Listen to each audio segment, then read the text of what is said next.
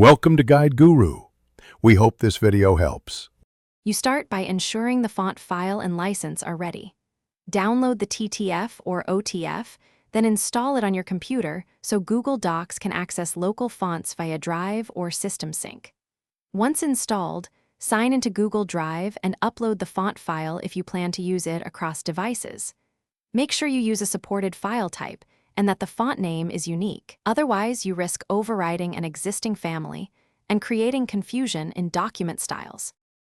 Next, open a Google Doc and expand the font menu. Click More Fonts to pick from Google's catalog. If your custom font is not listed, install a trusted font manager add-on like Extensis to link Drive fonts into Docs. Alternatively, open the uploaded font file in a compatible Drive app and choose Open with to make it available. Once linked, refresh the document. The custom family should appear in the font drop-down, so you can apply it to headings and body text immediately. Finish by applying the custom font to your paragraph styles so every section uses the same family.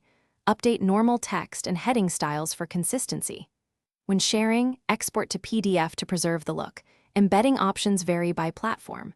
If your font doesn't appear, try clearing the browser cache, signing out and back in, or re-uploading the file to Drive and relinking via the add-on. These steps usually fix sync and permission glitches. If not, check the font license or file integrity. Thanks for watching. Consider subscribing if we helped you today.